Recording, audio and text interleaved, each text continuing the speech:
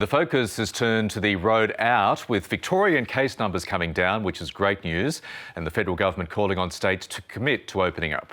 So how carefully does the virus need to be managed against the pressure for businesses to ramp up?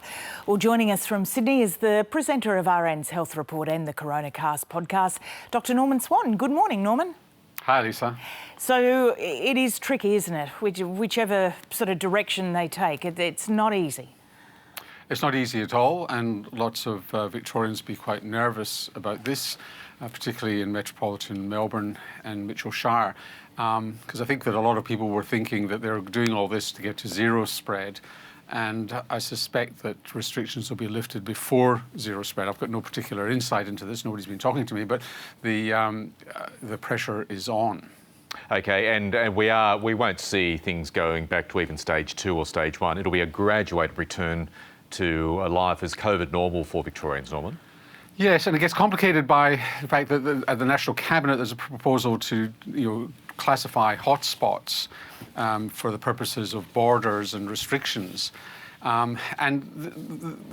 This could be simple in a traffic light system, for example, like Denmark and some other countries where green, you're good to go. So Tasmania's green, South Australia's green, West Australia's green. But when you start to lock down and when you start to be concerned is going to be a matter of huge debate. I think going back to defining a hotspot, I think Melbourne's experience is that it doesn't get you very far necessarily. So they tried to lock down or ring fence 36 suburbs. Before they had mandatory masks. That didn't work very well because people travel a lot in big cities. I suspect that the metric is going to have to be how well is a state managing coronavirus overall. So, for example, can you accept under 10 cases a day, for example? I think what Denmark does is that they have a proportion per 100,000 of the population, which gets a bit complex. Given that New South Wales and Victoria are roughly the same size, you could probably say, for example, and you are just picking a number out of thin air, by the way, under 10 cases a day, where where every case is coming from, where there's no unknown community spread, or you're prepared to only accept one unknown case, which you're tracking down, so that you're really on top of this. And if you go above that, then that's when things might clamp down again. So there's lots of incentive there, but it's going to be very difficult to get agreement. We've had so much attention on healthcare workers and the PPE and fitted masks. Why are so many of them still getting sick? Well, the numbers are coming down, but there's good news and bad news in all this. So if you look at the numbers in Victoria, on average, a 7-day average, 50% of the new cases are in fact healthcare workers. That's aged care and hospitals. I mean, the Frankston outbreak the Peninsula Health has become quite large.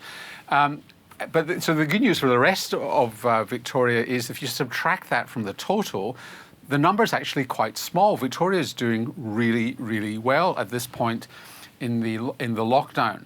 Why, Lisa? I don't think that they've really pinned this down. It's just obsessional adherence to infection protocols, PPE wearing, and so on. And and a lot of this is anecdote. But I hear, for example, that the Royal Melbourne doctors in ICU are doing 14-hour shifts in the same PPE gear without a break. That is unsafe practice, if indeed that is true. So I just think there's a lot going on in hospitals which is problematic.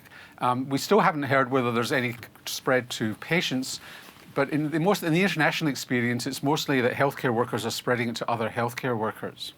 Okay, let's go around the grounds before you finish, Norman, starting with Queensland, in particular southeast Queensland. What are some of the challenges facing authorities there containing the clusters?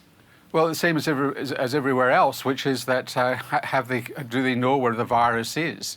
And Victoria didn't know where the virus is, and I'm not sure that Queensland knows where the virus is in its entirety. So they have got a problem, and one of the problems is similar to Victoria's in the early days, which is people who are positive are going back home. And they're going back home and probably spreading it to other people in the family. It's very hard to isolate at home.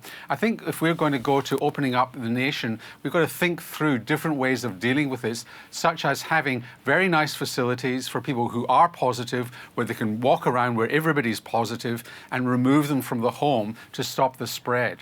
Okay, so the hotels, hospitals, purposely or conference designed. centres, conference centres, resorts, that sort of thing. Okay.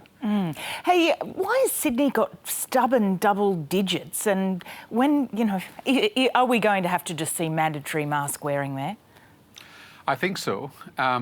And it's just stubborn because there's virus around, and unless you go to lockdown, you really can't get it down to. I just don't think you can get it down to zero spread without a lockdown, and there's no appetite for that at low double-digit figures. And it's simply there's virus around. And yes, I think they should go to mandatory mask wearing, public transport, shops, cinemas, and that sort of thing. Okay, and if they do, Norman, you're well equipped. You have a mask made by one of our fabulous viewers, Christine Prieto, put that one together for you. Looks great. Yeah, Christine sent me a whole stock of them. Very fitting. Yeah, I love it. That's great. Hey, Norman, thanks very much for joining us again. Really appreciate your time. It's always a pleasure. Bye, Lisa. Bye, Michael.